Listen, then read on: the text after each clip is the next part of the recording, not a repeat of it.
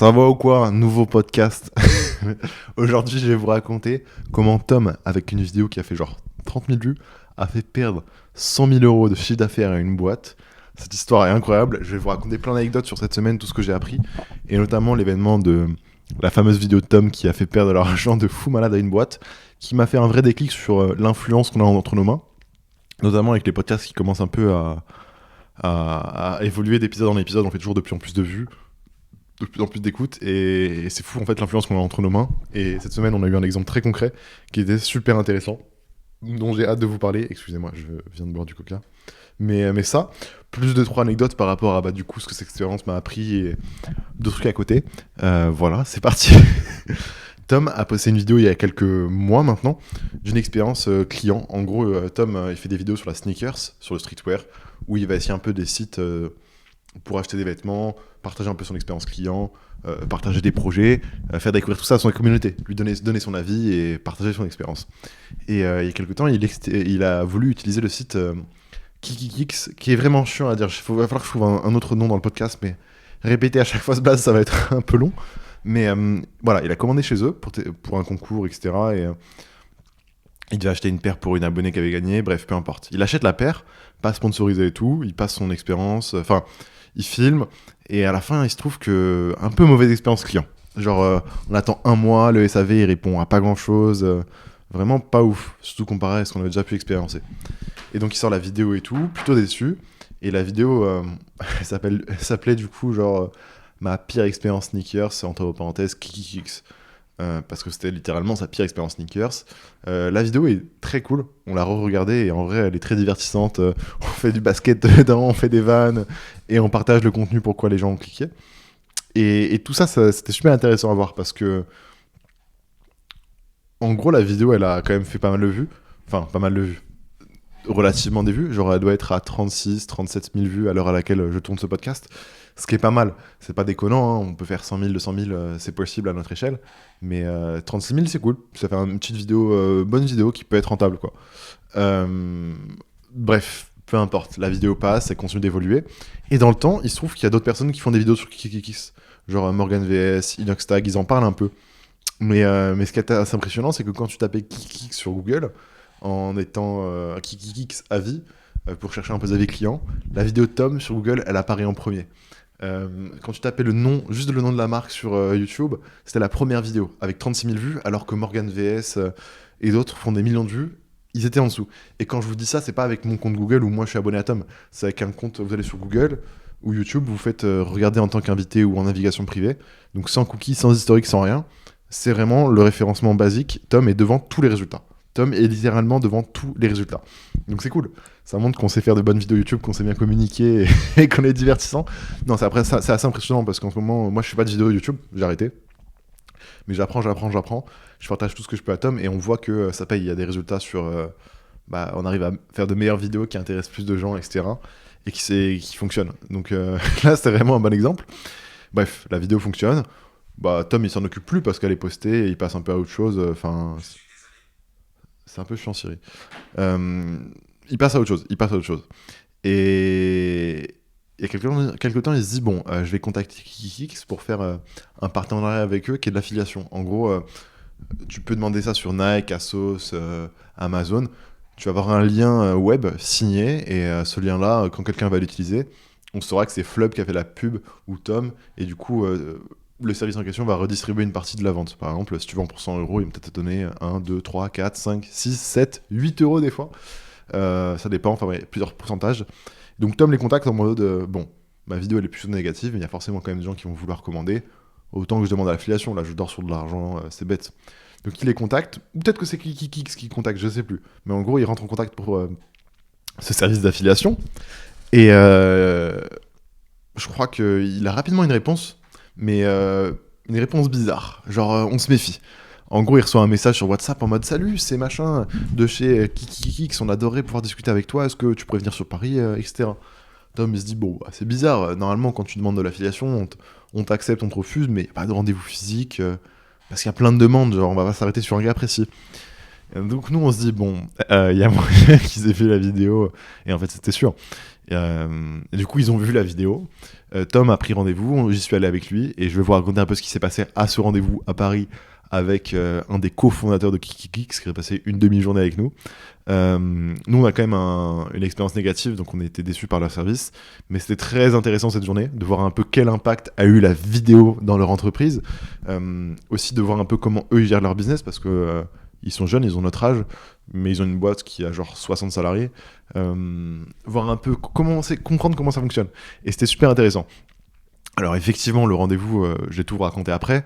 Évidemment, ils nous invitent, donc forcément ils nous brossent dans le sens du poil, ils sont quand même gentils, leur but à eux, c'est de faire du lobbying, non c'est pas vrai, c'est de nous influencer dans leur sens, en mode regardez on est gentil, on n'est pas méchant, on travaille bien, globalement c'est ça, puisque quand t'influences les influenceurs, t'as tout gagné. Si t'arrives à influencer le mec qui va influencer tout le monde, banger. Je dis pas que Tom influence tout le monde, mais en l'occurrence il avait une vidéo qui influençait négativement la vie générale sur KikiKix. Donc on arrive et directement le mec il nous dit bon nous on n'a pas compris que tu nous demandes ça, c'est bizarre, on s'est dit bon ça va être l'occasion de discuter. Faut savoir d'ailleurs que on était en contact avec KikiKix quand il a sorti la vidéo négative et on devait faire une vidéo justement un peu où on allait chez eux, on essayait de comprendre ce qui s'était passé, pourquoi c'est négatif. Ils ont pas voulu. Et du coup plusieurs mois après a priori ils ont changé d'avis. Donc on arrive au rendez-vous, le mec dit ouais putain vous avez demandé l'affiliation, on comprenait pas, puis ça serait l'occasion qu'on discute et tout, vous faire comprendre ce qui s'est passé pour nous depuis, l'impact qu'a eu la vidéo et tout, parce qu'elle a eu un impact, vous avez vu le titre. Et voilà, et donc on parle, et donc lui il a très bien conscience que la vidéo est super bien référencée, et qu'elle flingue en fait, quand tu tapes avis normalement, par exemple, tu vas taper Forever Vacation avis, tu vas avoir que des avis positifs. Genre, tu vas sur Google, t'as 105, 110 avis, je crois, 5 étoiles. Ce qui est insane. D'ailleurs, si vous voulez m'aider et que vous avez passé commande sur notre site, n'hésitez surtout pas à mettre un avis. Hein. Clairement, mettez un avis, mettez des photos et c'est le meilleur moyen de nous aider si vous êtes content de votre commande. Partagez votre expérience. Et eux, en l'occurrence, quand tu tapes ça, t'as la vidéo de Tom qui est ultra négative, qui s'appelle quand même Ma pire expérience sneakers. Globalement, t'as pas besoin de cliquer pour comprendre qu'il faut pas commander là-bas selon Tom. Et ça, ça leur a fait mal. Ils nous ont dit putain ouais, notre équipe web et tout estime les pertes à plusieurs dizaines de milliers d'euros par semaine ou par mois, je sais plus. Ce qui fait genre 100 000 balles aujourd'hui potentiellement de pertes de CA avec la vidéo. Surtout que c'était possiblement avant le Black Friday, là où les sites e-commerce bombardent de ouf. Donc on était en mode ah ouais putain insane, tu vois. Et d'un côté on était en mode putain c'est fou l'influence qu'on a entre nos mains, parce que une simple vidéo de 30 000 vues va leur faire perdre des centaines de milliers d'euros, tu vois. Pas de pertes, mais de gains qu'ils n'ont pas réalisés.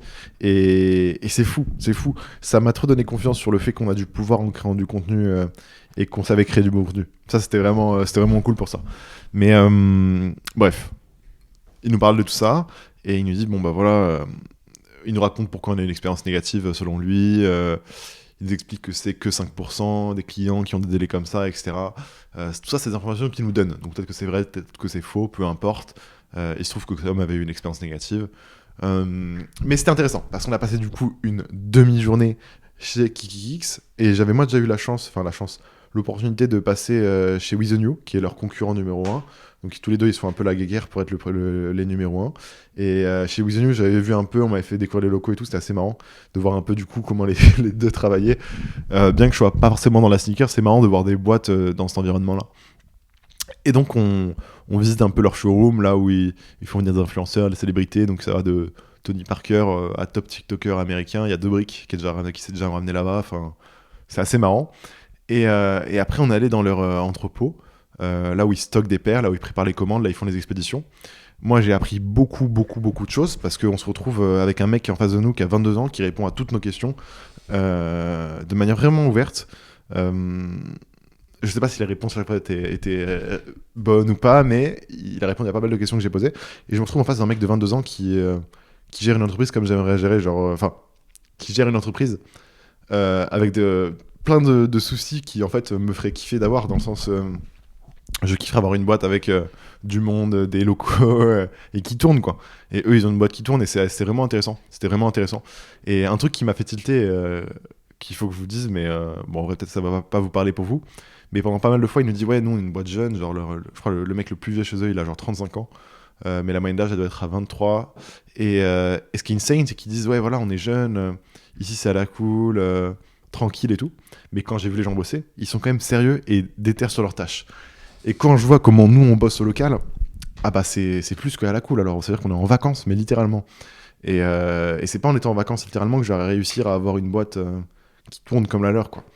Et ouais, c'est assez intéressant de voir un peu tout ça, voir en fait quelqu'un de concret qui te montre devant toi ce dont vers quoi tu veux tendre.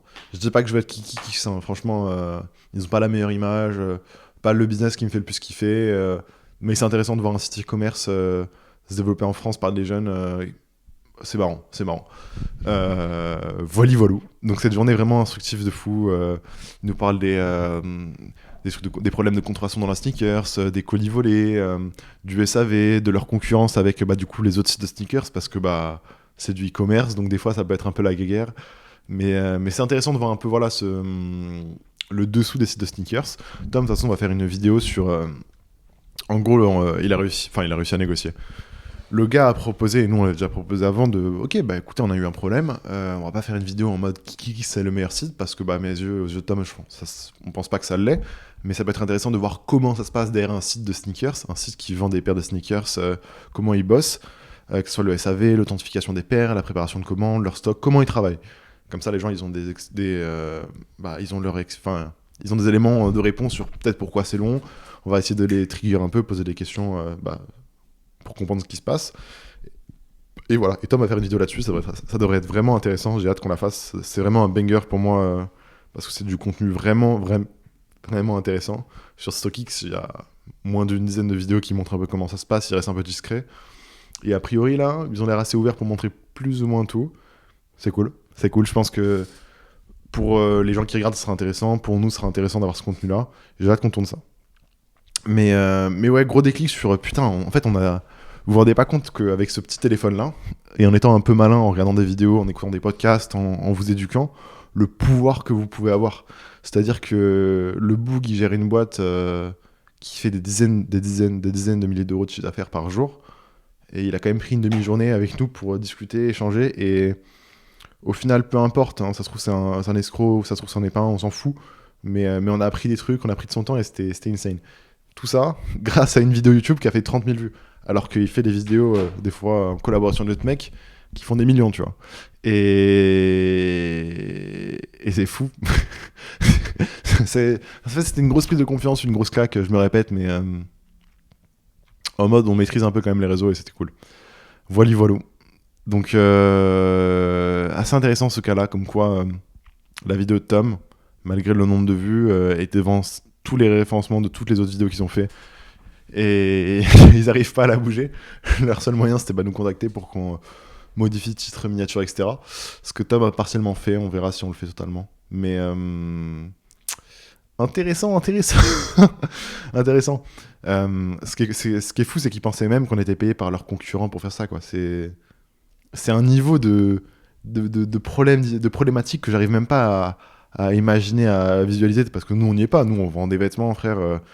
On fait pas des millions de CA, on fait quelques euros, mais c'est pas déconnant. On fait la guerre avec personne. Genre, quand tu tapes Forever Vacation sur Google, t'as pas Waze qui va faire de la publicité Google pour être référencé avant nous, tu vois. Alors que eux, c'est le cas. Tu tapes Kikix, tu vas avoir With the New devant. Et certainement l'inverse. Quand tu tapes With the New, tu as peut-être aussi Kikix qui paye de la pub. Genre, on n'est pas à ce niveau-là de. Bon, en vrai, c'est pas un truc compliqué à faire, mais on n'est pas à ce niveau-là de guéguerre entre les deux. Et c'est cool, tant mieux. Enfin, genre, j'apprécie beaucoup mon taf, mais c'était cool d'avoir l'opportunité de se projeter. Voilà. Plutôt intéressant. Mais bon moment. Et je pense que Tom était en mode putain, c'est rare que ma vidéo me permette d'influencer les gens, quoi. Ton but quand tu crées du contenu, c'est être écouté et partager une expérience, tu vois. Après, les gens, tu leur fournis des éléments à eux de se faire un avis. Et là, c'est le cas, quoi. C'est le cas, c'est fou. Enfin, je sais pas si vous voyez ce que je veux dire, mais c'est fou que cette vidéo, même moi je le vois en fait avec la marque de vêtements. J'ai fait je sais pas combien de vidéos qui parlent de sérigraphie, etc.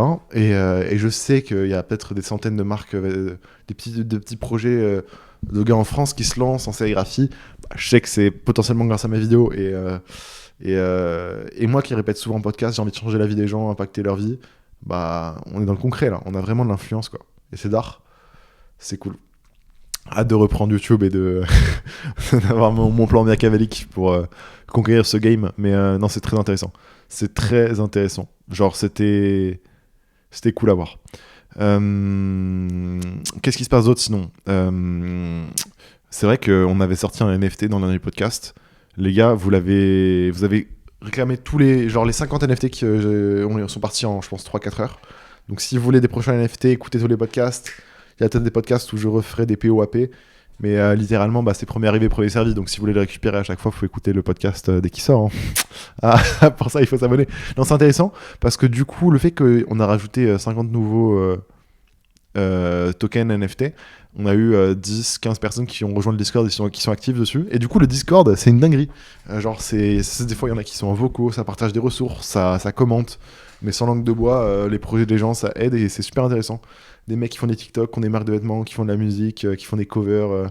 Je suis très content du petit Discord qu'on a, et so à toute l'équipe du Discord. Mais là, vraiment, moi, j'aurais kiffé avoir un espace comme ça pour connecter avec des gens. Et je suis content que les NFT FV permettent de faire l'intermédiaire. Voilà. Si jamais vous voulez rejoindre le Discord, du coup, il vous faut un NFT for Vacation. Pour le coup, il n'y en a pas à gagner ou à récupérer là actuellement. Il y en a un que vous pouvez acheter pour pas très cher en Ethereum. Je crois que c'est 0,02 Ether, ça doit faire genre 60 balles. Si jamais, mais je mettrai les ressources dans la description. Voilà, petite aparté sur le Discord, très content de l'espace qu'on fait. On a aussi du coup lancé, comme je vous avais dit dans le dernier podcast, le délire de faire la promotion d'une marque par semaine, peu importe sur le rythme, mais on l'a fait avec Supreme. A priori, il y a même des gens qui ont commandé chez Supreme grâce à nous, donc c'est cool.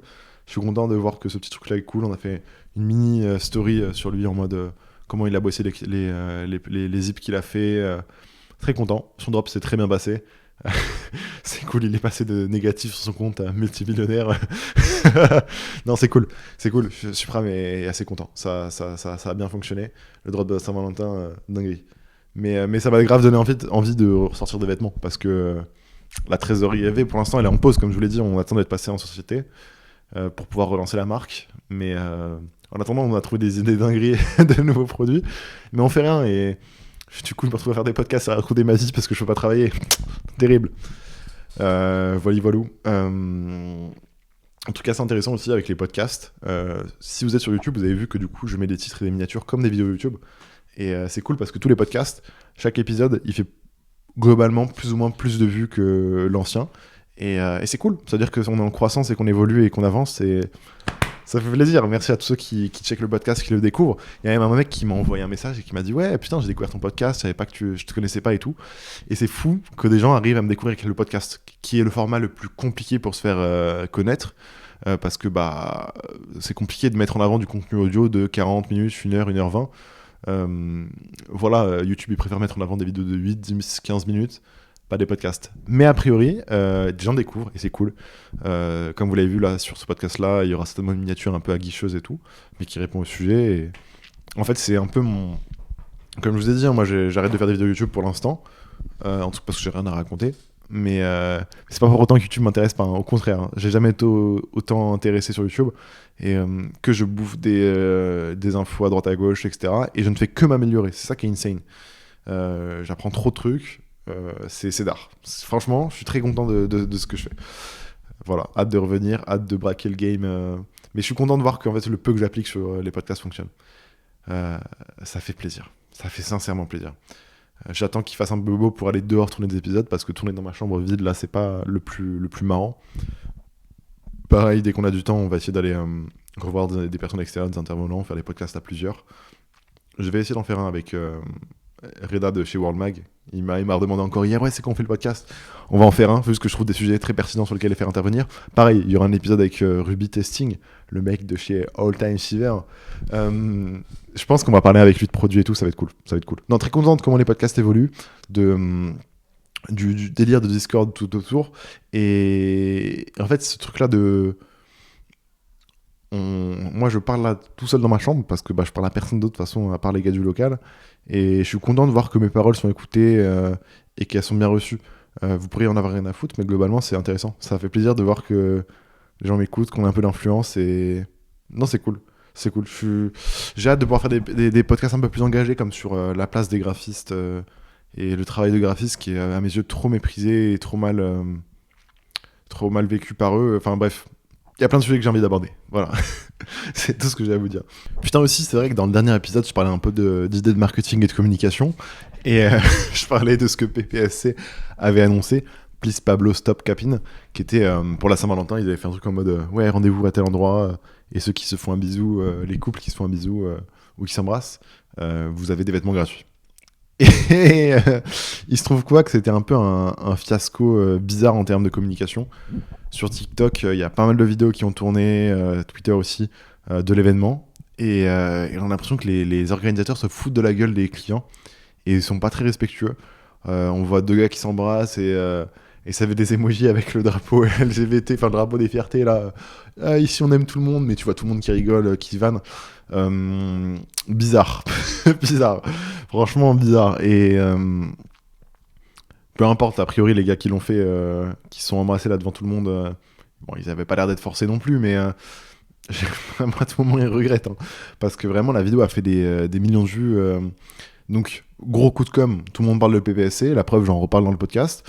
Est-ce que c'était bénéfique pour leur image ? C'est un peu le grand débat qu'on a au local et que d'autres personnes ont évoqué sur Twitter. Et pour le coup, bizarre. Là, je viens d'avoir un vocal de David, donc de Supreme, qui dit ouais putain c'est un truc de ouf sur TikTok là. Dès qu'il y a une vidéo avec des gens qui portent du PPSC, donc qui portent la marque, dans les commentaires ça vanne, hein, ça vanne. Donc l'image de marque a été quand même, je pense, pas mal flinguée. Donc c'est cool de vouloir faire des activations. Mais peut-être que là c'était un peu le move de trop. J'avais dit que c'était une bonne idée et je pense toujours que c'est une bonne idée dans le concept, mais le coup du bisou et d'un truc qui est quand même relativement intime et personnel, faire ça pour gratter des vêtements, je trouvais ça un peu bizarre, tu vois. Peut-être que c'est moi, ma relation avec ces idées-là qui sont spéciales, mais je sais pas. J'avoue que là, bizarre. Bizarre. Je suis curieux de voir comment ça va évoluer. Voilà, c'était assez spécial à voir. Après, pour autant, les joggings qui se revendent toujours aussi cher sur Vinted, ça resell toujours, je pense que ça va, tu vois. Mais intéressant de voir que, en fait, à vouloir faire des coups de com' des fois un peu trop spéciaux, des fois tu t'écartes et tu peux un peu flinguer ton image de marque. Et il faut faire gaffe, tu vois, c'est comme nous, on est à fond dans les NFT, ça va, il n'y a pas de mecs relous ou trop anti-NFT dans notre communauté, mais il pourrait en avoir. Quand Carmine a annoncé leur NFT, les Carmini, là, qui sont pas encore sortis, ils se sont fait dégommer. Parce que les gamers, ils en ont ras le cul des NFT de la crypto. Pourquoi ? Certainement parce que les cartes graphiques ont explosé en prix du fait que c'est compliqué de choper des ressources et que la crypto a augmenté, donc tout le monde veut miner, mais du coup pour miner il faut des cartes graphiques, du coup le prix augmente et machin. Donc compliqué d'avoir du matériel informatique, et le fait que c'est pas intéressant et important de mettre des NFT partout, quoi. C'est pas pertinent partout. Et il y en a, ils sont anti-NFT, de par l'argument de la pollution, qui peut s'entendre, mais relativement, etc. Bref, et à vouloir faire des moves comme ça, à tout moment, nous, on aurait pu te faire cancel 10 fois du fait que je mets en avant les NFT. Ça va, vous êtes cool, je vous remercie. Vous avez l'air d'être plus ou moins ouvert d'esprit. Je pense d'ailleurs qu'il y a des fois où je dis des trucs où vous n'êtes pas d'accord, et vous avez le droit, mais c'est cool parce que c'est jamais dans le respect ou dans... Enfin, c'est toujours dans le respect et c'est plutôt cool. Hier, il y avait Brian au local et il m'a demandé putain, t'as pas des refs que je pourrais avoir et tout, que tu pourrais me partager, de trucs cool à découvrir. Et du coup, je lui ai envoyé plein de liens et je me suis dit, ça pourrait être cool de vous partager ça aussi dans le podcast. J'ai regardé lien par lien ce que je lui ai envoyé. Voilà, je lui ai envoyé un truc qui est assez intéressant. La chaîne de Chris Conradi. Alors, il fait plus du tout de vidéos YouTube. En plus de ça, ses miniatures sont imbuvables, elles sont horribles. Chris Conradi, je mettrai dans la description du podcast. C'est un mec qui fait du e-commerce et qui a fait 10-15 vidéos sur ses expériences avec le e-commerce. Et c'est super bien produit, c'est super intéressant. Il raconte des trucs qui m'ont vraiment aidé plein de fois, qui m'ont fait capter plein de trucs. Putain, ça date d'il y a 2 ans. C'est il y a 2 ans que j'ai vu ça.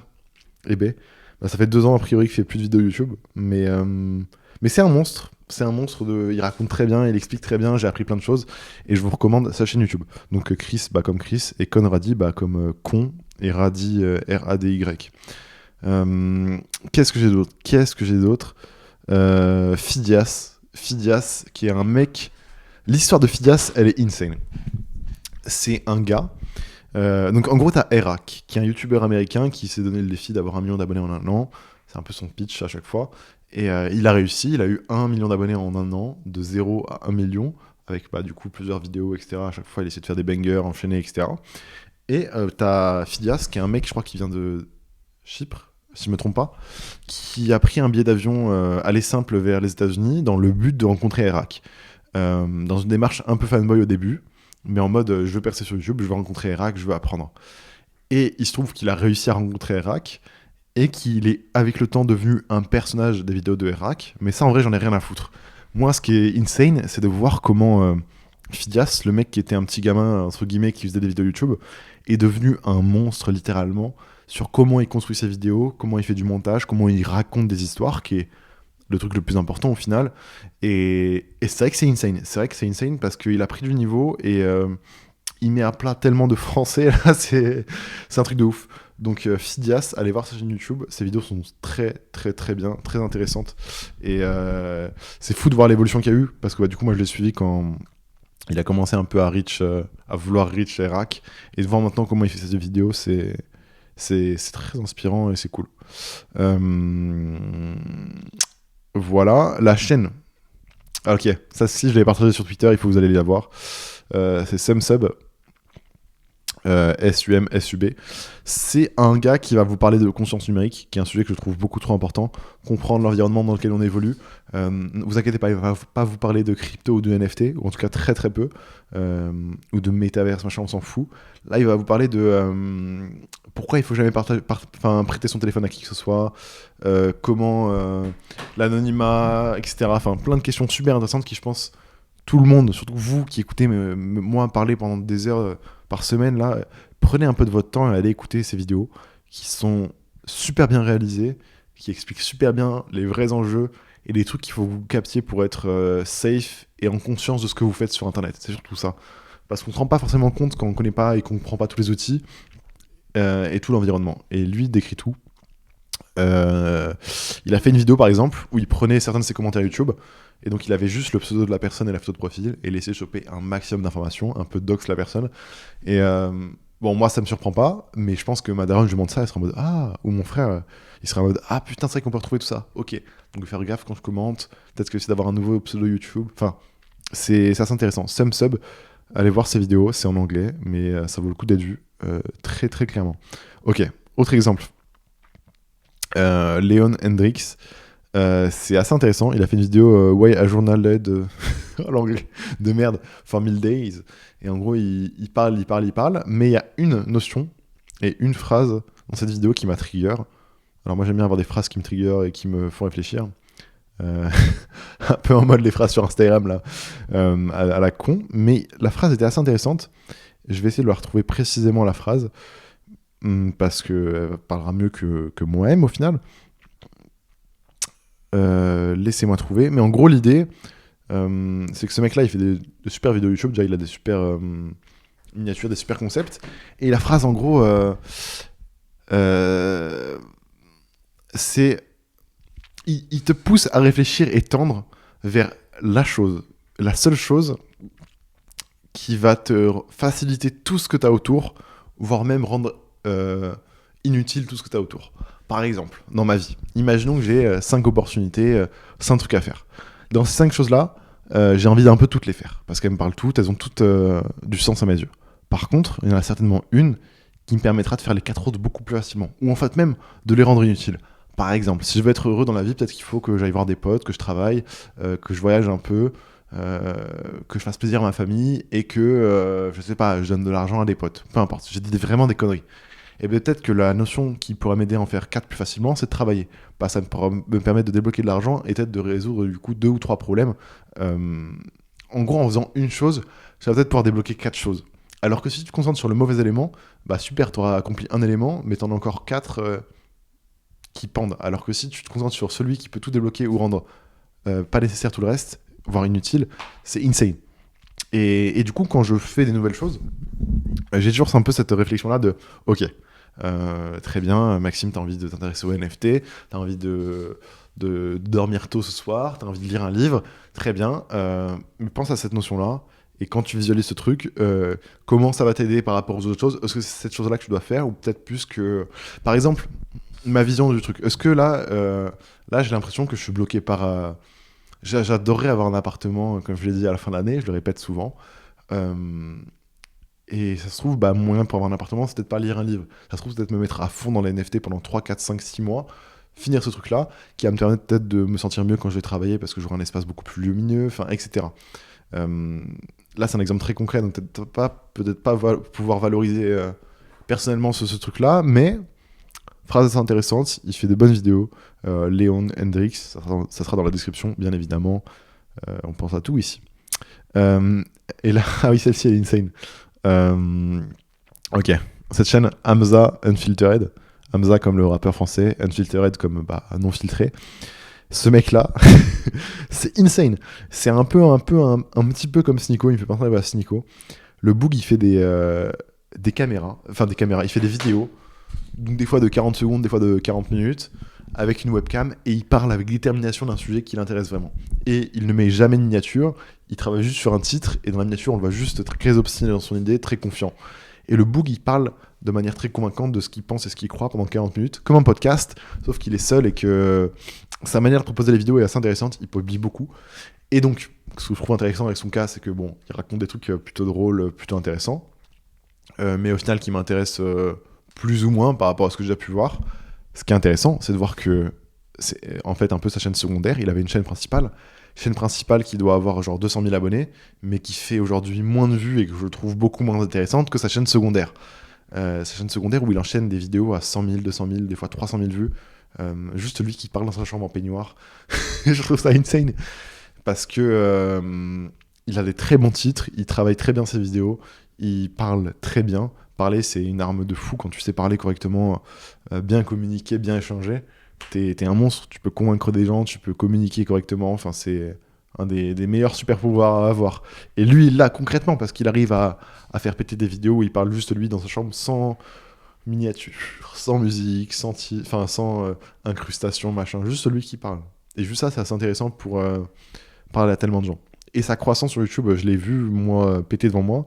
Et c'est insane. Hein. Et en plus, il a des miniatures qui me terminent. Genre, on le voit parler avec détermination de sujets auxquels on a l'impression qu'il croit à fond. Et voilà.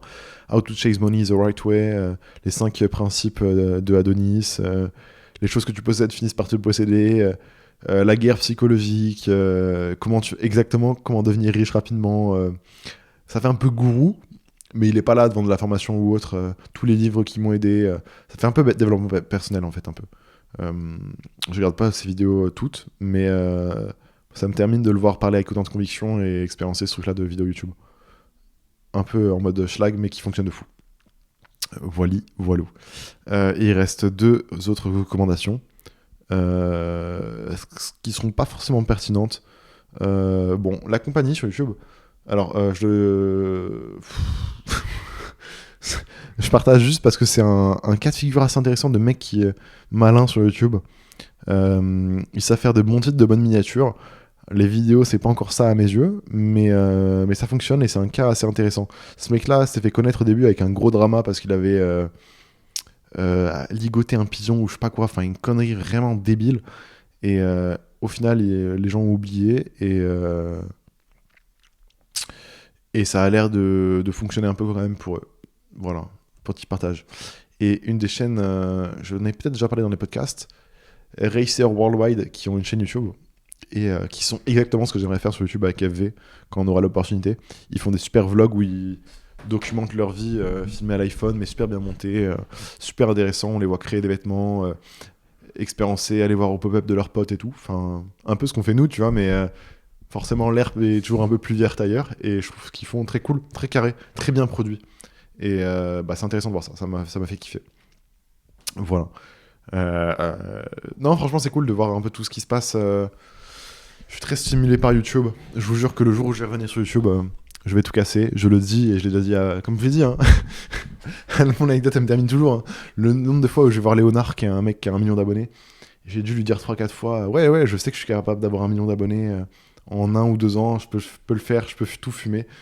Et, et je parlais avec tellement de conviction et de culot, alors que le mec l'avait fait devant moi et moi, j'avais rien fait. Moi, je suis un mec qui se branle et qui fait rien. Mais je le dis, je pense vraiment que je suis capable d'avoir ce score-là, d'avoir autant d'abonnés, et je pense que dès que j'aurai l'opportunité de le faire sans flinguer la marque, comment je vais y aller. Je ne rêve que de ça, j'ai envie de m'amuser, j'ai envie d'être le roi de ce monde. Ça me fait kiffer de pouvoir toucher autant de gens. Je parle pas avec grand monde en dehors des podcasts, je parle un peu avec Tom, un peu avec Supram, un peu avec Ruby, et en fait ça s'arrête là. Mais Daron, j'ai réalisé ça il y a pas longtemps et c'est terrible de ouf. Bon, là il y a eu le Covid quand même, pour m'excuser, mais ça va faire genre 4-5 ans que je suis pas sorti en ville avec mes darons. Bon, après ils sortent pas en ville non plus, mais ouais, non, je sais pas, j'étais en mode putain, en fait je parle à peu de personnes, j'interagis avec peu de personnes dans la vraie vie. Il y a Maxime aussi, Reda, mais non, je suis un peu dans mon coin. Et du coup, je kiffe avoir les podcasts pour interagir avec beaucoup de gens. Peut-être que je fais ces podcasts-là au final parce que j'ai peur d'être seul. Hein. Peut-être qu'il y a un peu un rapport avec ça. Hein. Ouais, je sais pas. On va refaire des podcasts introspectifs là. C'est reparti. Non, mais je pose toujours ces questions-là parce que c'est trop intéressant de travailler ton cerveau, je pense. Et toujours lui demander si. Enfin, te poser la question de ce que tu fais, c'est bien ou pas, je sais pas. Tiens, élément assez intéressant, un peu perso. Et j'ai toujours dit que dès que quelqu'un m'apportait plus rien de positif dans ma vie, j'avais aucun remords, aucun mal à la jouer égoïste et kick les personnes de ma vie parce que elle m'apporte rien ou elle correspond plus à mes valeurs. Ce que je trouve en fait totalement légitime, mais qui est compliqué de concevoir pour plein de gens par rapport aux questions de loyauté, de fratrie, de ce que vous voulez. Moi, j'en ai un peu rien à foutre. Au lycée, dès que le jour où j'ai su que c'était fini et que après ce jour-là, j'allais plus revoir les gens du lycée, j'ai arrêté de parler à 80% des gens, littéralement. Et parce qu'ils m'intéressaient pas, ils m'apportaient rien, ils me rendaient pas plus heureux, ils m'aidaient pas, ils allaient pas m'aider à faire des vidéos YouTube. Au contraire, ça allait plus me vanner qu'autre chose. Et je me suis aperçu il y a quelques semaines qu'une des personnes à qui je continue de parler un peu, mais à qui je me suis distancié parce que on n'a plus du tout les mêmes centres d'intérêt. Je trouve que ce mec-là part en couille, et c'est pas. Je l'ai déjà fait les réflexions 15 fois et ça c'est entre nous. Mais en gros, je me suis aperçu. Moi, je suis pas le genre de mec à checker sur Instagram qui s'abonne, qui se désabonne de moi, qui m'unfollow, qui follow pas back, parce que on va en parler après, mais pour moi, c'est la pire chose à faire, ces applications de merde là. Mais du coup, l'autre jour, je sais pas comment changer son profil, je check les abonnements et je vois qu'il est plus abonné à moi. Et parce que j'ai arrêté de lui parler, parce que je lui donne plus d'intérêt, je lui donne plus de nouvelles, je sais pas. Je pense que cette personne voulait qu'on soit un peu plus en contact. Et j'étais en mode, putain, c'est con parce que je sais que cette personne-là l'a fait juste par ego, parce que quand je vais voir ses abonnements sur Instagram, cette personne-là est abonnée à Ruby, Supram, For Vacation Lab, mon compte secondaire, RoboKO. Et je suis en mode, frère, si tu vas jusqu'à follow RoboKO, mes frères, c'est que tu suis toujours ce qui se passe chez nous, et je suis sûr que le mec s'est désabonné par ego en mode, je suis énervé, le point serré. Mais il finit par toujours regarder ce que je fais et tout. Et c'est terrible, parce qu'il y a trop un truc d'ego malsain, je trouve, avec le fait de être abonné sur les réseaux sociaux, follow back et tout. Je sais qu'il y a des gens, frère, sur leur téléphone, ils ont des applications, là, Instagram, follower, unfollow machin, checker, je sais pas quoi, peu importe. Et en gros, ces applications qui vont te checker en temps réel et se dire, dès que quelqu'un t'unfollow, et putain, mais quelle idée de merde, genre... je vois pas qu'est-ce que ça va t'apporter de positif dans ta journée, dans ta vie, de savoir qu'un de tes mecs avec qui tu traînais il y a quelques temps, une pote à toi, peu importe, c'est désabonné. Tu n'as pas besoin de cette information-là, elle te sert à rien. Elle te sert juste à être frustré, à être énervé et à vivre dans l'angoisse permanente de voir cette notification qui va te dire, ah bah tiens, Étienne s'est désabonné de toi. Tu vas être en mode, mais pourquoi il s'est désabonné, qu'est-ce que j'ai fait de mal et tout, tu vas te poser des questions. Alors qu'en fait, si tu le savais pas, ça va rien changer à ta vie, ça va rien changer du tout. Si tu savais pas et que tu continues de parler de ce mec, ça va se passer comme avant, tu vois. Et il y a des mecs, du coup, enfin, il y a plein de gens, je sais pas si cette application fonctionne toujours, mais je sais que je voyais des gens, mecs, qui checkaient tout le temps qui s'abonne, qui se désabonne, machin. Alors, je suis pas le mec parfait, hein. Ça m'est arrivé pendant longtemps de regarder qui regardait mes stories, qui machin, mais t'es juré de jamais installer ces applications-là, et j'espère que parmi les personnes qui écoutent ce podcast, j'espère qu'il y en a très peu qui ont ces applications-là, parce que je trouve que c'est dangereux, très sincèrement, pour la santé mentale, tu vois. Sur Twitter, il y a un mec que je suis, peut-être qu'il écoute le podcast, qui a lancé un truc qui s'appelle Unfollow Monkey et Unfollow Ninja, qui est une application Twitter qui va te dire en temps réel dès que quelqu'un se désabonne de toi. Et bien que des fois, je comprends que les gens soient curieux et veulent savoir ça, je trouve que c'est pas une information qui va t'aider à te rendre heureux et qui va te pousser vers du bien, parce que tu vas être que frustré. Et je le vois parce qu'il y a plein de gens qui postent des screens. Oh bah tiens, il s'est désabonné de moi. Et j'ai des potes à moi. Maximo, un jour, il s'est désabonné de plein de gens parce que, en fait, il avait plus d'intérêt à les suivre. Ce qu'il postait les intéressait pas, il parlait pas, peu importe. Plus d'intérêt, plus de liens, il se désabonne. Et frère, il se désabonne. 15 minutes après, je crois, il avait reçu 3 messages en mode « Ah, pourquoi tu t'es désabonné de moi, mes frères ?» Parce que ça m'intéresse pas. Et ça me termine qu'il y ait des gens qui soient si touchés par ce sujet-là, tu vois. Bon, après, moi, j'ai ça, mais j'en parle dans le podcast en mode « Regardez, mon pote, il s'est abonné de moi. » Je sais pas, je trouve ça malheureux qu'il y a des gens, ils vivent dans le stress et dans la contrainte permanente de qui est abonné à moi, qui est pas abonné à moi. C'est terrible. Et je pense que je faisais partie un peu de ces gens-là un petit peu avant. J'ai réussi à me détacher totalement. D'ailleurs, j'ai fait un grand ménage de mes publications sur Instagram. Je passais genre de 200 publications à 6. Parce que le reste me paraissait très inintéressant. Mais non, ce truc-là de... faites gaffe à vous. Hein. Dites-vous, quand votre téléphone il vous sollicite et qu'il vous envoie une information, est-ce que cette information-là va vous aider à vous rendre heureux et vous faire kiffer votre journée, ou au contraire, elle va vous la plomber? Et si elle vous la plombe, mais pourquoi vous avez cette notification-là? Genre, je sais pas... J'ai trop du mal, de toute façon, avec les relations humaines. Quand je vois les gens là qui font des flammes sur Snap pour au final rien se dire et... frère, sans moi s'il vous plaît. Non, voilà, hein. C'était un peu ce podcast, beaucoup plus court que d'habitude. Je voulais parler d'un peu tout ce que j'avais dans la tête, tout ce qui s'est passé cette semaine. Encore des rendez-vous la semaine prochaine avec le comptable. Voilà. Plus on avance, moins on fait de vente parce que la boutique est fermée et qu'on a 0 produit en vente. Alors que on a du stock qui attend qu'une chose, c'est être vendu au local. On reviendra le 21 mars 2022 sur, j'espère, la boutique. Si ce ne sera pas avec la société, on trouvera un job pour déclarer ça correctement, mais pas sur FV. Vous inquiétez pas. Mais non, on revient le 21 mars, c'est certain, pour les 5 ans de Foire avec les jeunes. Je sais pas ce qu'on va vous faire comme surprise, mais 5 ans, ça fait beaucoup. Hein. C'est terrible. Et je sais plus qui disait ça, mais Arthur, il disait qu'il était avec un Pépéros, qui est un rappeur ou je sais pas quoi. Mais un mec qui connaît un peu, qui il a fait des trucs Arthur, il disait... Pépéros, il lui disait tout le temps, ouais, tu sais si une marque de vêtements elle fonctionne ou pas au bout de 5 ans. Eh ben, on verra. Hein. J'espère que je ferai 1 million de CA le jour des 5 ans de FV. Non, c'est marrant. On voit quand même l'évolution étape par étape et c'est cool. Autre truc, tiens, ça c'est intéressant. J'ai découvert un outil qui permet de publier des formations. J'ai travaillé cette semaine en tout cas sur une formation sur la sérigraphie. Montrer les bases de la sérigraphie, comment vous pouvez apprendre à imprimer votre premier t-shirt en une demi-après-midi. Ce service-là, c'est un service qui permet de... J'ai pas envie de dire le nom ou quoi que ce soit, on s'en fout, c'est pas sponsorisé. Qui permet de publier des formations. Et en gros, c'est un peu comme YouTube. C'est-à-dire que tu cherches un sujet sur lequel tu veux te former, tu vas avoir différentes propositions, et tu peux acheter les formations pour 15-20 balles. Et je pense que je vais publier ça là-dessus. Pourquoi? C'est assez intéressant. Pendant longtemps, est-ce que je fais une formation? Est-ce que j'en fais pas une, machin? Parce que c'est une source de revenus de ouf, parce que c'est l'occasion de compiler tout ce que je sais et le mettre à plat et le partager. Mais j'étais en mode, si je fais ça sur YouTube, les gens ils vont m'allumer parce que les gens en ont ras le cul des formations. Et donc, vendre une formation à des gens qui sont pas intéressés de base, c'est assez compliqué et assez casse-gueule. Et j'ai pas forcément envie de le faire. Par contre, avec ce système-là, où c'est des gens qui cherchent à se former parce qu'ils sont sur la plateforme et ils cherchent un sujet en particulier, moi j'ai la réponse et potentiellement le savoir à leur donner. Et on va essayer de faire une vidéo de peut-être 40 minutes où j'explique étape par étape tous les trucs de la sérigraphie que je connais. Vendre ça 15-20 balles, je trouve que c'est pas volé. Surtout que j'ai quand même le côté légitime où j'ai lancé à la sérigraphie en France. Je suis un peu le... Non mais quand je sais le nombre de matos que j'ai vendu, je pense me dire je peux être un peu légitime à être prof. Donc j'ai testé ce truc-là, de vendre des formations à des gens qui sont intéressés sans savoir forcément que j'ai une marque de vêtements ou que je suis le mec qui fait des cours sur YouTube. On verra, je partagerai un peu mon expérience, l'argent que ça rapporte. parce que pour le coup, c'est purement un revenu passif. Une fois que la vidéo est faite, t'as pas de SAV, de machin. Juste ta vidéo, elle tourne. Si les gens sont contents, ça monte dans le classement. Et voilà. On va tester ça. Je suis assez curieux cette semaine. Je vais prendre du temps pour faire ça.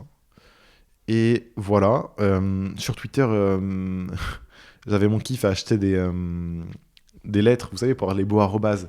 J'ai un nouveau concept. Les PP GIF sur Twitter. Peut-être je ferai un podcast là-dessus. Mais en gros, il est possible d'avoir des photos de profil animées sur Twitter. Et ouais, bah j'ai, je crois, j'ai acheté 5 profils GIF. Et il y en a plein qui ont déjà été. Je reçois des messages régulièrement pour les acheter, donc je me dis que je suis sur un bon filon. En fait, ma stratégie, littéralement, c'est acheter toutes les meilleures PP GIF sur Twitter possibles. Et ensuite, les rendre à la mode avec une certaine stratégie que j'ai auprès d'un certain public. Une fois que ce sera à la mode, j'aurai les meilleurs que je vais revendre. C'est un truc que j'essaye. Non, c'est un petit monde qu'on découvre là et c'est assez cool. Et voilà. Hâte de tester ce truc-là de formation. S'il y en a qui s'intéressent, qui veulent se former sur la sérigraphie, vous pouvez m'envoyer un message, je vous enverrai le lien de ce contenu-là, où c'est vraiment une vidéo la plus complète que j'aurais jamais faite. Et peut-être qu'un jour, je ferai une formation beaucoup plus complète sur... Je vous dis, c'est un sujet qui revient souvent, j'en ai déjà parlé dans les podcasts, mais est-ce que je fais une formation ou pas ? Parce que ça serait une opportunité de ouf financière. C'est l'opportunité aussi de tous les gens qui posent des questions en DM sur Instagram, je les redirige vers un truc. Et un jour, j'avais commencé sur Notion à lister tous les sujets que sur lesquels j'ai déjà eu des expériences et sur lesquels je peux parler. Et j'ai même pas fini de faire ce document-là, qu'il y a déjà des heures et des heures de sujets. Et la formation, je l'aurais appelée comment ? Là, on voit ma matrix YouTube, je l'aurais appelée comment j'ai fait mes premiers 100 000 euros de chiffre d'affaires. Peut-être qu'un jour ça viendra. Mais en tout cas, ouais, on va commencer par ce truc-là de sérigraphie. Peut-être qu'on verra pour faire plein de petits modules à la con sur lesquels je sais que je peux vous partager des trucs. Voilà. J'ai pas envie d'être le formateur en ligne. Je serai pas épanoui là-dessus. Mais si je peux troquer mon savoir contre de l'argent, avec plaisir. Avec plaisir. Comme je l'ai dit, l'appartement à la fin de l'année, ça serait cool. C'est un peu tout. C'est un peu tout. Je vous laisse là-dessus. On se retrouve le week-end prochain pour un nouveau podcast. Merci à tous ceux qui l'ont écouté. Je vous embête aujourd'hui. J'ai un truc de nouveau à vous demander. Comme je l'ai dit, ce qui est super important, c'est les avis sur Google. Si vous voulez m'aider, je sais que les podcasts font maintenant entre 1000 et 1500 écoutes sur le long terme. Je vous en remercie. C'est génial de ouf. Si vous voulez m'aider, là, prenez votre téléphone. Vous allez taper sur Google Forever Vacation et vous mettez un avis partageant votre expérience ou ce que vous pensez de la marque. Idéalement, un avis positif si vous voulez.